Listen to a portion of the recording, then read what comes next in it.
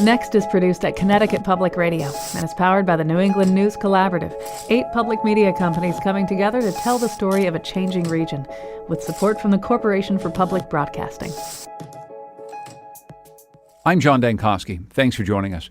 On September 23rd in New York, world officials will meet at the UN for the Climate Action Summit. Leading up to that event, nearly 200 media organizations and shows like ours have committed to coverage of the global climate crisis.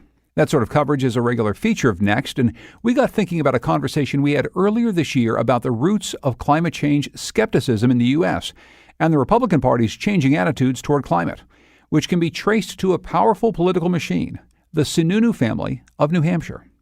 In a special episode of their Outside In podcast, NHPR's Sam Evans-Brown and environmental reporter Annie Ropeek dug into this history for us. Sam and Annie, welcome to Next. Thanks for having us. So why don't you start by taking us back to the early environmental movements and where the Republican Party stood before John H. Sununu arrived on the scene way back when? Yeah, I mean, I think a lot of people remember this history, but it always bears mentioning that, you know, when the environmental movement first began, Republicans sort of seized onto it enthusiastically. And a lot of our landmark environmental protection laws were passed under the presidency of Richard Nixon. So, you know, the EPA, the Clean Water Act, the Clean Air Act, the Toxic Substances Control Act, those were all Nixon-era policies. And this was sort of a response to a fear that this very popular at the time environmental movement would become the province of Democrats, and Republicans would lose a lot of votes if they didn't get on board. Then fast forward a little bit past the Nixon years, and it starts to change a bit in the 1980s. How was climate change perceived during that era? Well, actually, in the 1980s, climate change was sort of the new scary thing. The first government sort of summary of climate science came out in 1979. And so the federal government was really just beginning to try to wrap its brain around what to do. And there was this very earnest bipartisan discussion about the science and what it meant and, how quickly we would need to act in order to head off any sort of negative consequences. So in the 80s, it really wasn't the partisan issue that we see today. And in fact, the science wasn't really up for debate. It was really more of a grappling with the implications of the science that the policymakers were hearing from, government scientists. So this is where the eldest Sununu comes in again, John H. Sununu. Maybe you can talk about who exactly he is and what he thought about climate change throughout the early part of his career. Right. John H. Sununu was the governor of New Hampshire starting in 1983. He was very popular. He was a very forceful politician, very, very loud, very opinionated. He crafted an excellent soundbite, but what he sort of leapt to the national stage after helping George H.W. Bush win the New Hampshire primary, in exchange for which George H.W. appointed him his chief of staff. So he became the sort of the gatekeeper to the first Bush administration White House. And he saw the environmentalists from the 1970s through the lens of the Cold War, I'd say. So he believed they were sort of anti-capitalist and had an ulterior motive behind wanting to deal with climate change. He believed that they wanted to transform the economic system, and they were using climate policy as a way to do that. And this was really dating back to he had read the sort of the population bomb in the 1960s. He had read Limits to Growth, which was a report that was put out that forecast sort of economic doom because of environmental degradation. And he saw those the predictions made by those environmentalists and saw that they didn't go anywhere. In fact, many of them failed to materialize. And he believed that climate change was just sort of the next iteration of this. Environmentalists forecasting doom and gloom in order to get to what they were really after, which was transformation of the capitalist system. And I actually believe, that might have been where his starting point in the 1980s, but this has only sort of hardened over time. And so we have some tape of him here in 2013 presenting before a conference put on by the Heartland Institute, and you can really hear it. My message today is to make sure we recognize that no matter how effectively we deal with exposing the errors and games behind that agenda, we need to know that the battle will never end, because the issue is not really global warming. This global warming crisis is just the latest surrogate for an overarching agenda of anti-growth and anti-development that grew and gathered support in the years after World War II. What we just heard, Sam, sounds an awful lot like what we hear from many establishment Republicans right now. Where was the rest of the Republican Party, though, back in the 1980s? How were they thinking about it outside of John H. Sununu? Well, like I said, there were a lot of Republicans who were earnestly concerned about climate change at that time. And so, John H. was sort of present at the birth of the party's internal division about whether to take climate change seriously or not. And at the time, the balance was in favor of action because his boss, George H.W., had promised to deal with climate change on the campaign trail. And John H. Sununu really stood in the way of that action. So we move forward in the story to the next Sununu. This is John E. Sununu. He starts in politics back in the 1990s. Who's he and how's he different than his dad?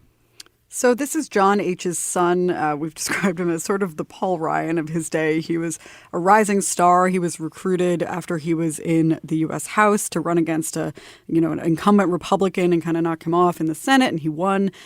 So he was a true conservative of the 90s. He even would side with the Democrats sometimes when, he thought that the Republicans weren't going far enough to uphold his conservative principles about privacy and that sort of thing. So he was sort of the next Sununu to take center stage after his father kind of got out of politics, started getting more into business in the 90s.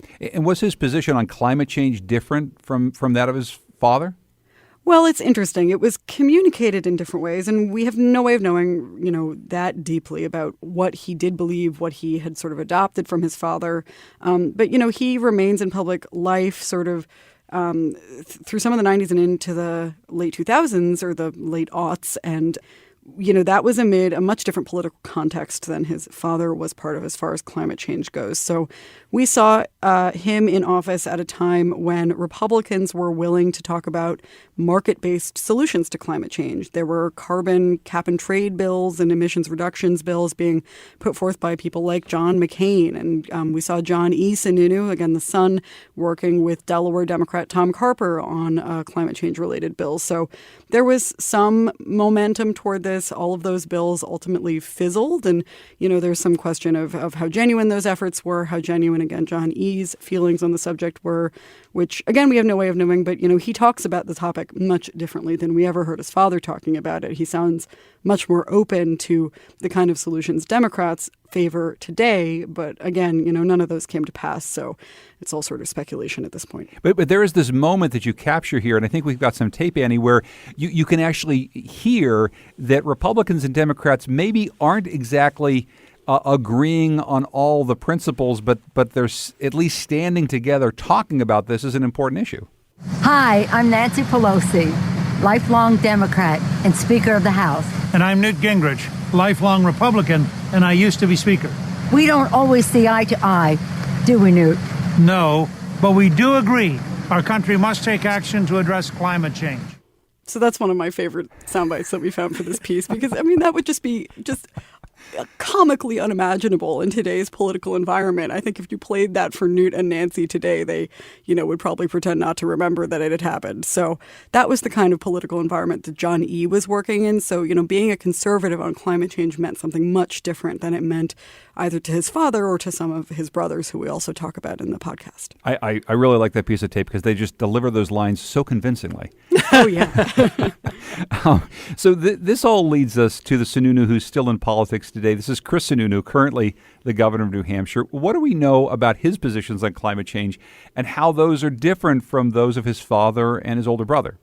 So Governor Chris Sununu has been much more sort of circumspect and hedged quite a bit more on this topic than some of his other politician family members. We've seen his rhetoric on the subject shift over the years, even if maybe his policy positions don't so much. He's a leader of a purple state in a very titchy political environment for a Republican like him. And so, climate action is a little bit of a non-starter, I think, for a lot of people in his party at this time. And we're seeing that's why that Newt Gingrich clip is so absurd to us now, because it's just not something that the party talks about that way anymore. But we do see Chris at least sort of shifting away from questioning some of the basic scientific consensus about climate change, which he used to do when he was first running for governor several years ago, to now facing the science a little bit more and framing it quite a bit differently. And this is some tape from him on NHPR's show, The Exchange, from late last year.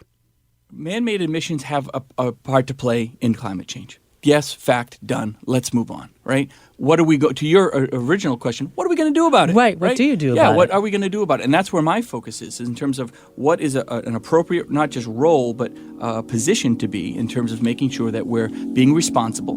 We're helping the environment. We're looking at the social impacts. And again, we're just in a tougher place than a lot of other states when it comes to the economic impact because we're already so burdened with these incredibly high electric rates.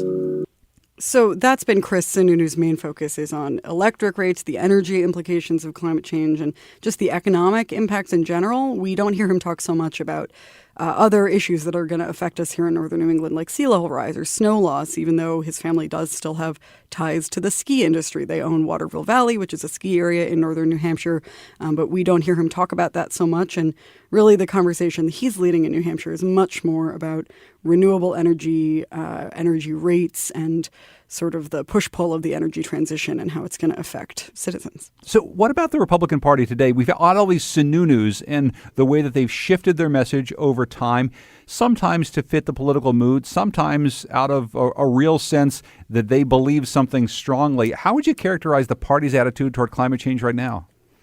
Well, I'd say, it's a party at war with itself. I think a really good example of this is that there's one more Sununu to mention, which is Michael Sununu, who has never held any sort of prominent statewide elected office, but who has made himself something of a public figure in his writings, where he has been very publicly questioning mainstream climate science and whether climate change is something that is of concern and whether it is something that we should be taking action on here at sort of the New England level in order to deal with.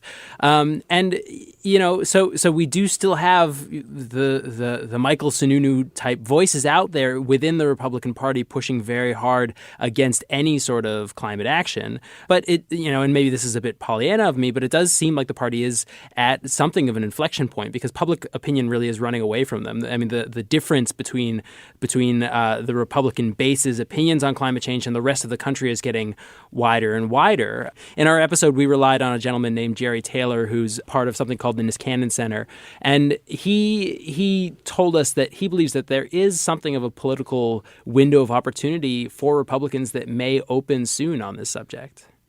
Right now, most elected Republicans are not the sort of blind denialists that seem to inhabit the White House. Now, that doesn't mean that they're ready to ambitiously act, but their minds are open. One of the only common denominator to the Republican Party from the time of Lincoln to the time of Trump, and there is only one common denominator, is that it's always been the party business, always. And as climate change becomes more and more of a problem, it's going to cause more and more losses to businesses. I would just add to that he's talking there about ski industry businesses, that kind of thing, for example, recreation and agriculture. But it also, for me, brings to mind, again, energy. I mean, just here in New Hampshire, just in recent months, over the past year maybe, we've seen a real shift, I think, in the way that our large utilities are talking about renewable energy and are, sort of the openness they're exhibiting to spending more money on that, to looking at less traditional energy solutions, the kind of stuff that some of our Republican leadership, including Governor Chris Sununu, have been a little hesitant about because they're worried about the impacts to electric ratepayers. But I'm really interested to see sort of as that shift happens in the business world, as they see more potential for profit in decarbonization, how that may sort of draw the Republicans forward on this issue in a new way. Annie Ropeek is NHPR's energy and environment reporter. Sam Evans-Brown is host of Outside In, their great podcast. They co-hosted the recent Outside In episode, The Family Business. You can find a link to the full episode at nextnewengland.org. Annie and Sam, thanks so much for joining us. I appreciate it. Thank you, John. Coming up, a new poetry book will be your compass through the Pioneer Valley. But first, serving a better school lunch. It's next.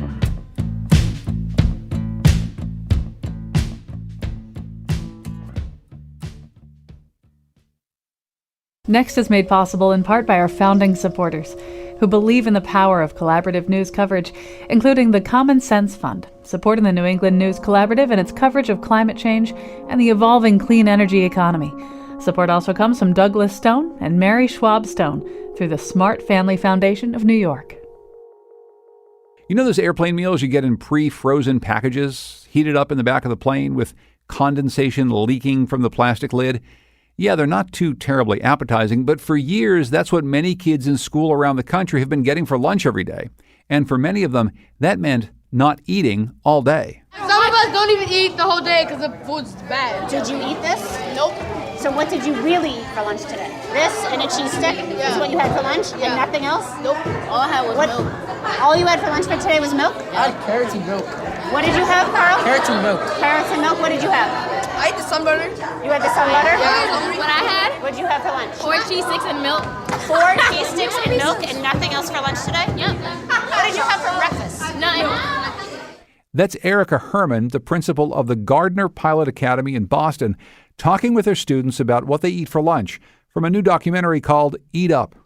The documentary follows Jill Shaw, a Boston-based entrepreneur and philanthropist, as she sets out to change the lunches in Boston's public schools, working to bring fresh, nutritious food to students around the city. Fiona Turner directed the documentary, and they both joined us in studio. Turner started with the history of the school lunch program.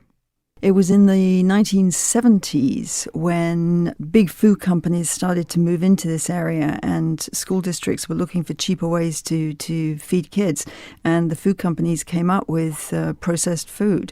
And we all know what happened after that. Processed meals became part of our diet, and they were allowed through legislation to make an appearance in schools. So from the 70s onwards, we've had food management service companies providing food in plastic wraps that's frozen, that sometimes you have this crazy situation where the apples might be grown in Oregon, they're then flown across the country, they're delivered to a processing plant in New York where they're processed, frozen, and then they're shipped up to Boston. And everybody knows in New England we grow fantastic apples. So it's kind of a ridiculous scenario, but it's very popular because big processing companies can make food very cheaply, and the school districts, if they're not thinking about this and it's not top of their priorities, they're looking at easy options. So that's how we've arrived at where we are today. But the food system, Jill, that Fiona just described, though, isn't just the food system for many schools around the nation. It's essentially our food system in a nutshell. We are all eating foods from far, far away, processed in one place, and then shipped to our homes. And it's all done because there are corporations that make money doing this, and it's a lot cheaper for us to feed this way. So as you tried to disrupt the system, what were the things you had to overcome? What were the things you thought to change? Yeah, so, I mean, we looked at it from an economic standpoint first and foremost to see if the budgets would allow for feeding kids differently. And I think you're exactly right? Like the food business only grows as big as our stomachs grow as consumers. And so we are the receptacle and the producer of all of their profits.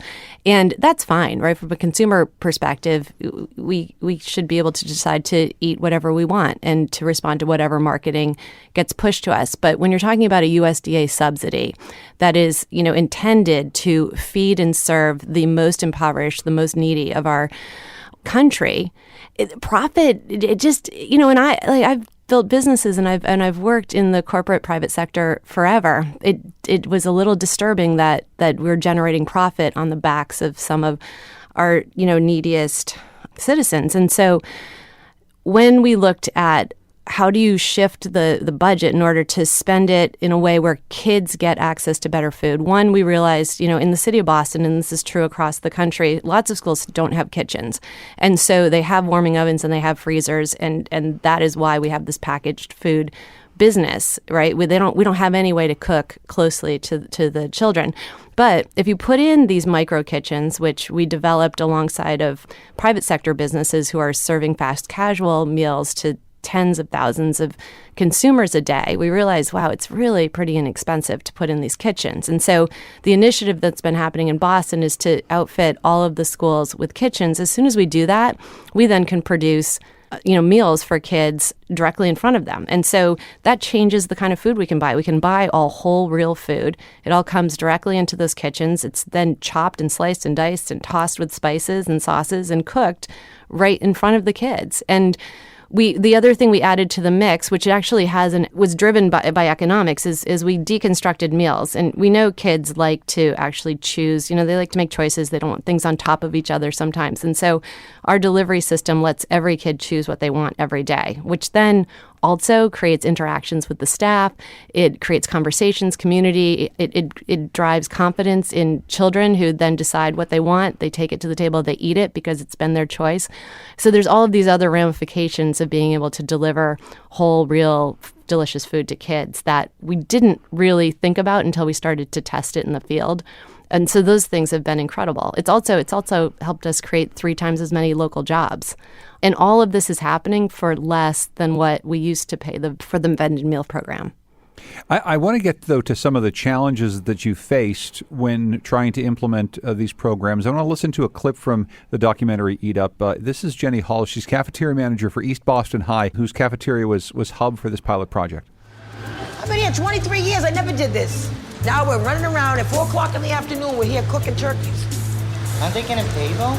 Nobody's getting paid. Just me and Martha right now. They're not getting nothing extra. They work 8 hours. That's it. The union's got to step in, and the union's got to say, okay, everybody's on the same page. And Jill, what we're hearing there and what we see in Fiona's documentary is the exasperation of food workers who've never had to do in their jobs all of the things that it takes to prepare a fresh and nutritious, locally sourced meal. So talk about getting through those challenges. So the challenges are change management challenges that you come up against anytime you try to change anything where humans are involved, right? Because we were trying to go very, very fast in order to meet timelines and deadlines that were happening around city budget and city planning. And really the best kind of change management happens with, at the right pace. And so that, people can shift and really buy into things. And so that clip is a great example of where, a sense of urgency was clashing against just the explanations that were needed and the love and care to kind of move the whole engine in a new direction. If I can just add to that, Please. I think that was what it made for an interesting documentary from my perspective, was seeing all of these changes taking place on the ground. Jill and her team would come at this from a business perspective, see what needed to be done, and then instrument the change. And the change actually hits in the cafeteria floor, where suddenly there's a lot of people who are having to adapt and having to take on a new role.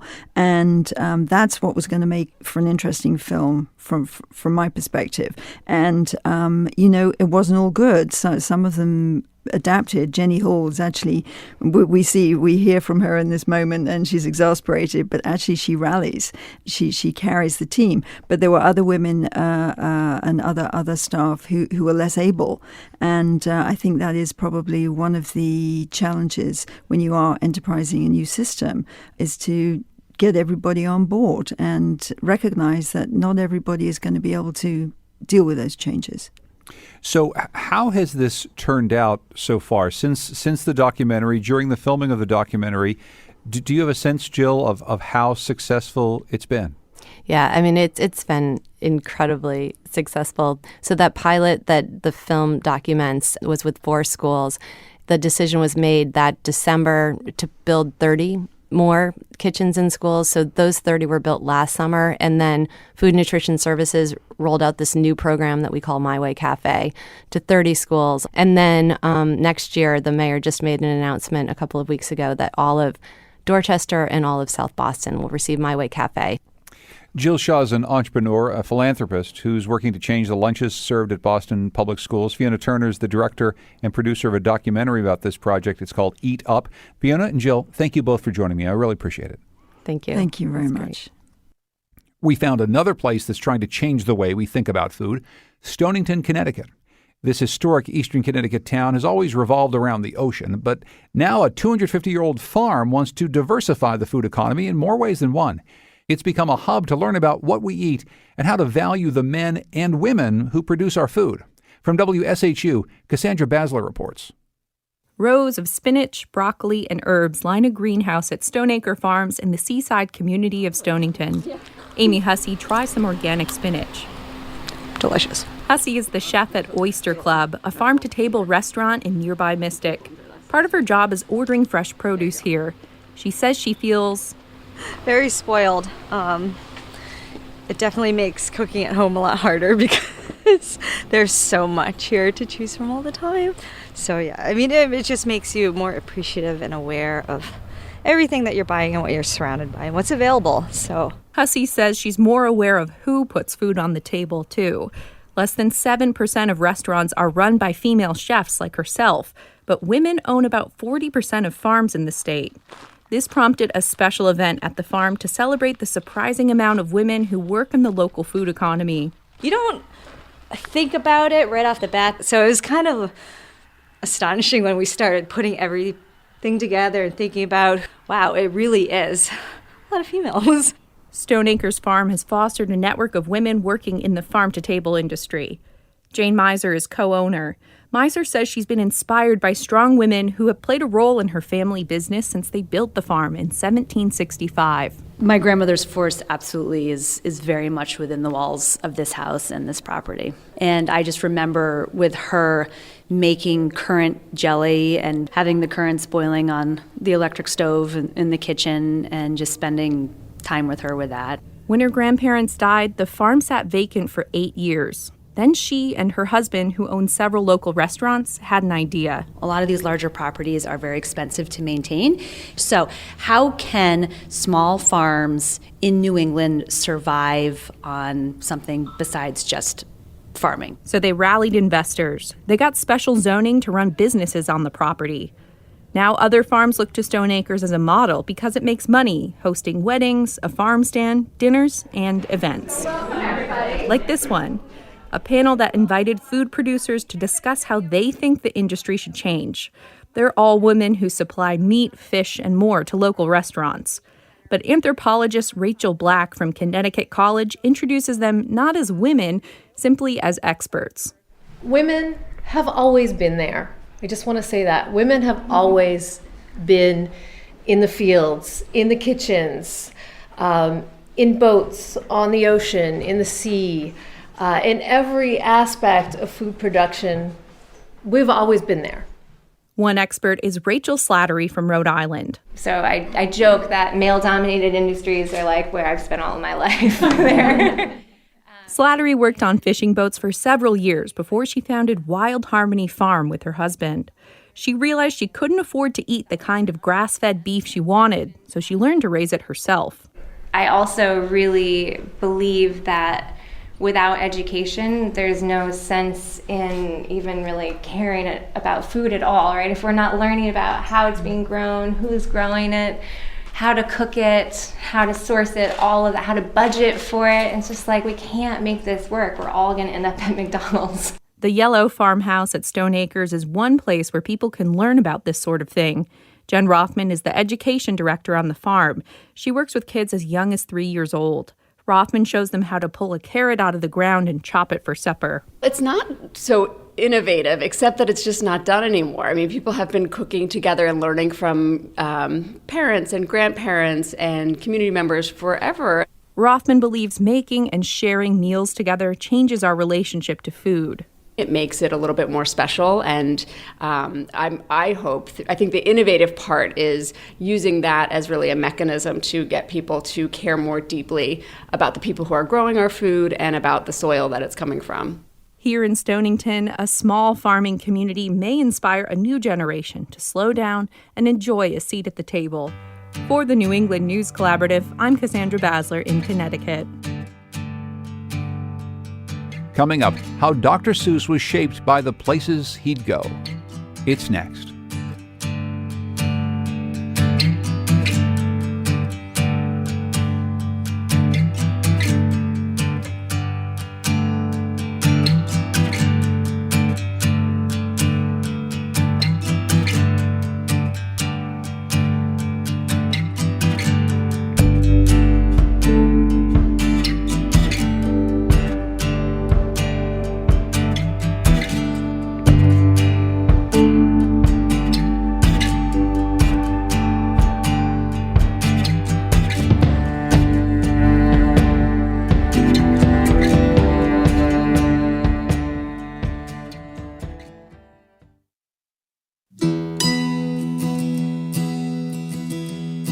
Next is made possible in part by our founding supporters who believe in the power of collaborative news coverage, including the John Merck Fund, supporting the New England News Collaborative and its coverage of climate and clean energy.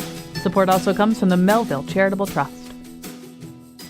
Dr. Seuss was born Theodore Geisel in Springfield, Massachusetts. It's hardly an environment with oddly shaped trees lining the streets and strangely named animals walking down them.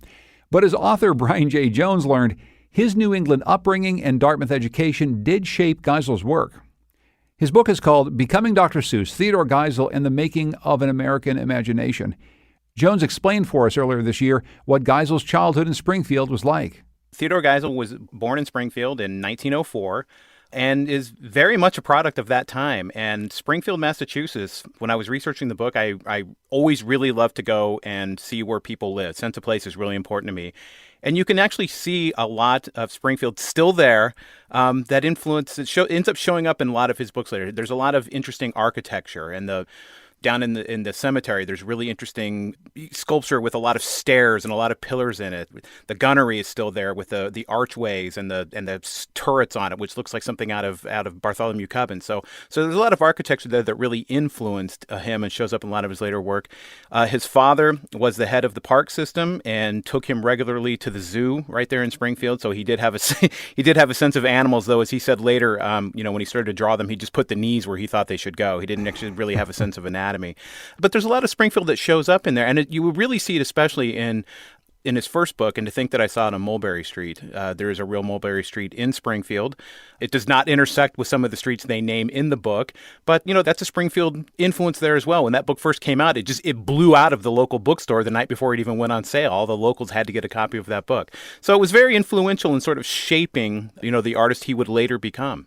You quote a passage of, and to think that I saw it on Mulberry Street to help describe his childhood. And here it is. It's stop telling such outlandish tales. Stop turning minnows into whales. You write, but for Ted himself, turning minnows into whales was all part of the fun. Can you talk about that? Because it's such an interesting idea.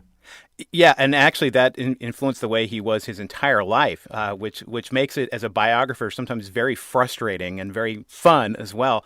He always liked a good story almost more than he liked the truth a lot of the time. So a lot of times there's a little nugget of truth in a story he's telling, and he's embellished it, usually to make it funnier. He really likes the stories to be funny. But he really did love that telling of tales. And there's a story he told quite often about why he didn't like public speaking. And the story goes that you were selling Liberty bonds during World War I, and whoever sold the most bonds, they would bring 10 boys up on stage, and they were going to be given medals by Colonel Roosevelt, the former president, Teddy Roosevelt. And in the story, he's standing out on stage with all these other boys, and Roosevelt's going down the line and pinning medals on all the boys, and gets to the end of the row, and he's out of medals, and looks at young Ted Geisel and says, what the hell is this kid doing here? And hustles him off stage. For the rest of his life, Geisel would talk about how he was just mortified, how this had scarred him for life, how he hated appearing in front of crowds because of this. I couldn't find any evidence of any of that happening. I know Roosevelt was there. I looked at the pictures on the front page of the paper. There's no collection of Boy Scouts there getting medals. So it's one of those things. But it's a great story, and there's enough truth in it that Roosevelt was there. He did talk about the importance of Liberty bonds.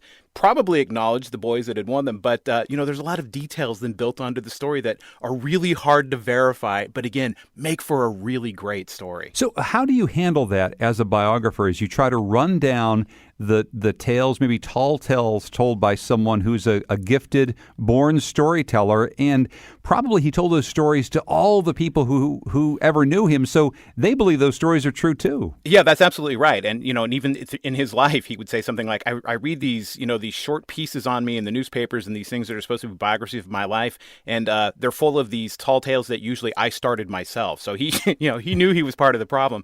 What you have to do as a biographer is just keep going to the tape as much as possible. Try to, like I did with the Roosevelt story, go to the newspaper record at the time, find out, was Roosevelt really there? That was one of the first questions I had to ask. So, try to back it up factually as much as you can. The issue you've got with Dr. Seuss is, he died 25 years ago at age 87. So most of his contemporaries are gone. You can't talk to his mother or his father or his sister and he had no children. So there weren't a lot of people growing up with him who could verify these stories or not. So a lot of times it's trying to find out what the actual record was on where people were. But the other thing you can do with him is he tells stories countless times, and you can see him adding details as he goes along and embellishing them. So if you go back far enough, a lot of times you can probably get close enough to the story. And what you finally have to do with the biographers, there's times you have to throw up your hands and just say, according to Ted at that point. What was his time at Dartmouth College like? So his time at Dartmouth, the most important thing that happened to him at Dartmouth is he, by his senior year, became editor of Jack-O-Lantern, the humor magazine. Was not a fantastic student. Again, there was a lot of embellishment in his own story on how he got into Dartmouth and so on. He was very influenced by an English teacher there in Springfield, who I think really appealed on his behalf to Dartmouth and helped get him in. And, in a way, it was kind of the local college. It's hard to believe now, but if you didn't know where you're going, you just kind of went upriver to Dartmouth. It's funny because somebody who came from a German-speaking family listened to the German language all the time, which I think is actually important in his development as a writer, and his sense of words and his sense of rhythm is growing up in a household where your aunts and uncles and your parents, everybody could speak German. He actually ends up getting only a B in German. I think the only time he ever gets an A, he has an A one semester in German, but even German courses at Dartmouth, he's getting B's and C's in. So he's not really there to do a lot of studying, but it was really important to him from day one when he walked in. He was determined to be editor-in-chief of that humor magazine and ended up being there.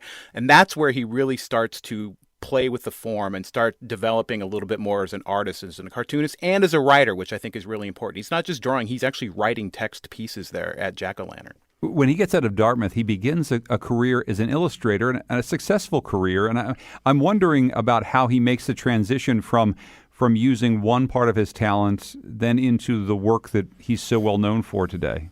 Well, it's interesting because after he leaves Dartmouth, he goes to Oxford for a year because he wants to become an English teacher, and gets over to Oxford and once again has zero interest in doing really any studying, but is filling up his college notebook with drawing after drawing after drawing, and meets a young woman in class named Helen Palmer, who would end up being his wife, who is looking at these notebooks and says, you shouldn't be out there teaching English. Somebody like you with this talent, you should be drawing for a living. And he agrees she's right, and he agrees with her so much that he marries her. And they move back over here, and he's really trying to make it as a cartoonist. And it's hard to believe, but this is a day when you could make a living submitting cartoons to the New Yorker and Vanity Fair and Judge and things like that. He's trying to just find his way with these one-panel cartoons. Lots of cartoons about drinking. People used to look for cartoons by Dr. Seuss at one point. He's really finding his way, trying to figure out how to make a living doing this. Does end up sort of scraping into it and becomes more and more popular as he goes. And he's writing text pieces in Judge magazine. So again, it's not just the art; it's the writing that he's learning how to do. And that's really when he's getting started. But the art, when you see these, don't necessarily still look like what we think of as Dr. Seuss. For one thing, there's a lot of people in them. Which we don't normally get in Dr. Seuss cartoons. What happens with him while he's making his way as a cartoonist is he ends up drawing a cartoon of a knight in bed with a dragon's head in its lap, and the caption is, darn it all, another dragon, and here I just had the place sprayed with Flit, which was a bug spray at the time. Pretty good joke, but what happened was the head of the advertising firm that was doing the Flit ad campaign saw that cartoon and hired him based on that cartoon to become their ad man for the Flit campaign.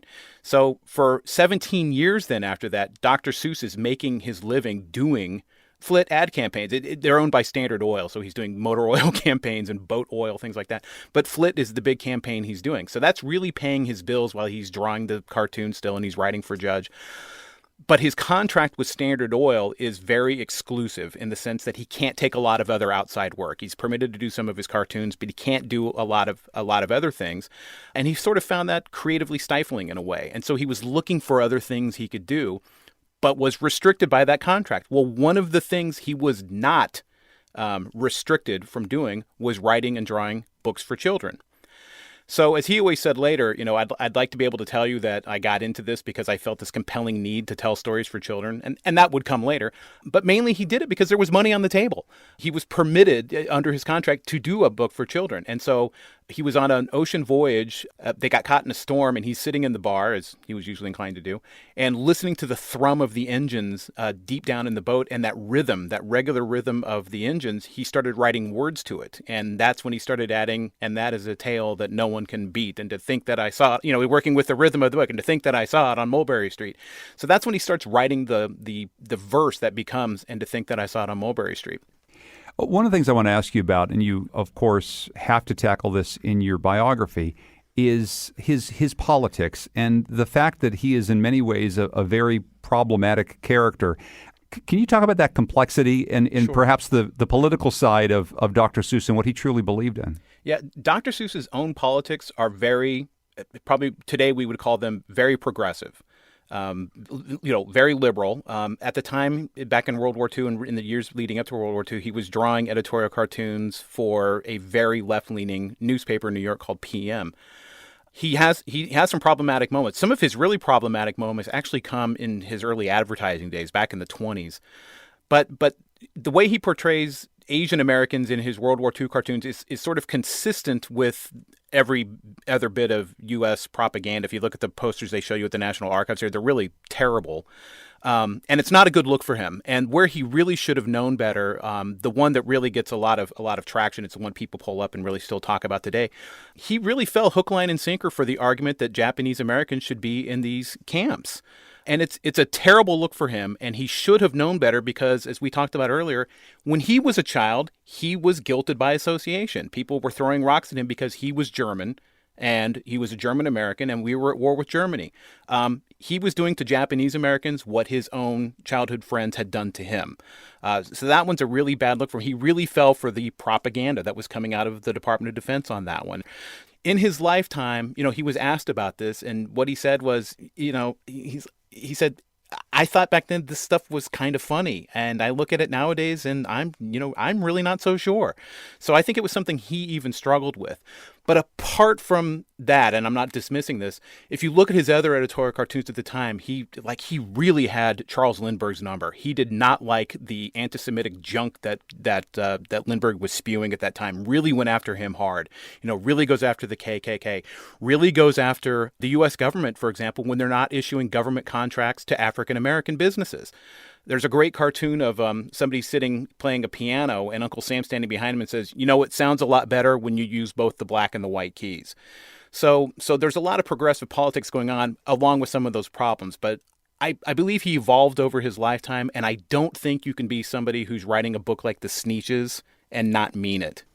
He came back to Springfield in 1986 for the town's 350th anniversary celebration. What kind of reception did he get? He was a rock star. I mean, this is the Beatles coming back to Liverpool almost. Yeah, and he hadn't been home in a long time. His father was still living there and had moved away, and he had to put him in a home. But he comes back to visit, and the mayor of Springfield was very clever because saw that Ted was getting a degree somewhere close by. I can't remember where, but somewhere close enough by. He said, hey, you should come by Springfield. And Dr. Seuss is very serious about this. He comes back and he says, I don't want to make speeches. I don't want big dinners and receptions. I just want to enjoy you, and I want to enjoy Springfield. And the mayor takes most of that to heart, does put him on a bus and kind of ferries him around town and shows him the sights. But there's a great moment when the bus pulls onto Mulberry Street. And he steps out of that, and his wife is so shocked because he actually wants to step out of the bus. And the street is just lined with hundreds and hundreds of children and teachers and librarians. Steps out of that bus and the crowd goes crazy, and children are pressing forward, and he's trying to shake all their hands. And they all shout out, thank you, Sam I am, at him. And he gets back on that bus, and he's really choked up. And he kind of looks over at his wife, and he mouths the words, wow. That's one of those moments in his life where it really hit him that, what he had done had mattered and made a difference. I think he knew conceptually it did. But I think that moment right there, again, being treated like the Beatles in your hometown, really, really made an impact on him. It's a really neat moment. Brian J. Jones is author of Becoming Dr. Seuss, Theodore Geisel, and the Making of an American Imagination. Brian, thanks so much for joining us. I really appreciate it. Thank you. This has been great. We'll finish our program near where Dr. Seuss grew up, in the lush landscape of the Pioneer Valley. New England Public Radio's Carrie Healy introduces us to some poets who have created a book meant to serve as your compass to a place where it's easy to get lost. For some reason, I was standing in a field of dirt beside the Connecticut River on a sunny but cold day, talking with bookseller and poet Forrest Proper. It's beautiful here when you get the whole vista of the Connecticut River. It should inspire more poetry. More people should stand out here on a 12-degree day in December and be inspired to write poems. Andy wrote one. Memory in the fields is slate and soil and dry brushwood smoke, fire red rock hearthstones grilling maize, firecracker popping summer nights, fire red embers of years turning cold. our memories. Proper's poem, The Fields of Hatfield, is one among more than 100 previously unpublished poems in a small, recently released book called Compass Roads. It was edited by the prolific author and editor Jane Yolen. I see it as a kind of compass that you could have with you when you travel around the valley. Oh, and go, oh, wait a minute, there's a poem about this, and then stop and read that poem aloud when you're at the place. Though they're all about the Pioneer Valley, there are rhymed poems, non-rhymed poems, poems about people and about place. You know, some of them are going to be very surprising to people. Poet Marion Kent wrote one of the book's surprising poems, the setting, a gas station in the city of Springfield. Her poem is just 11 lines long. A protest of crows met at the Sunoco, sending contingents across Armory Street in Springfield.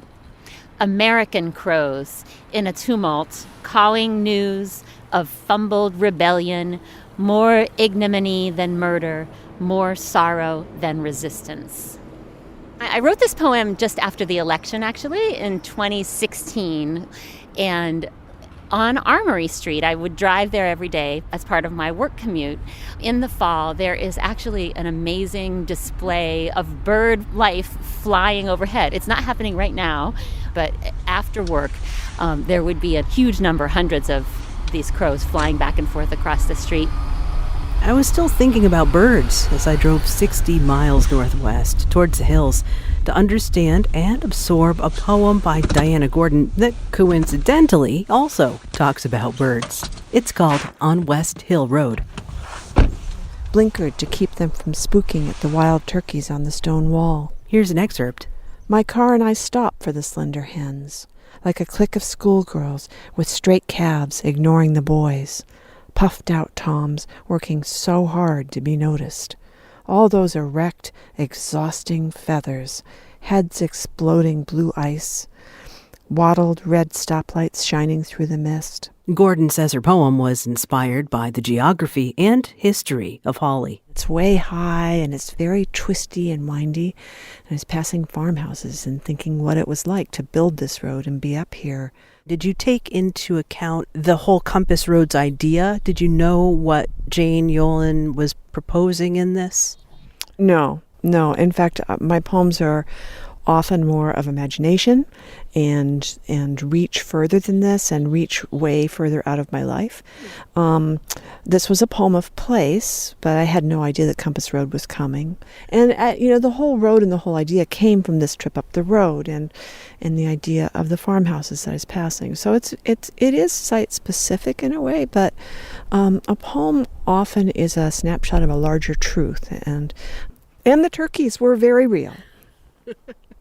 Now, do you think about the experience of the reader actually packing the book into the car and going on a ride? No. No, I think probably this is the kind of book that you... It's much less romantic. You probably put it in your bathroom and you pick it up every now and again when you need to and read a poem or two. Compass Roads, a book of poems about a region that you can read anywhere.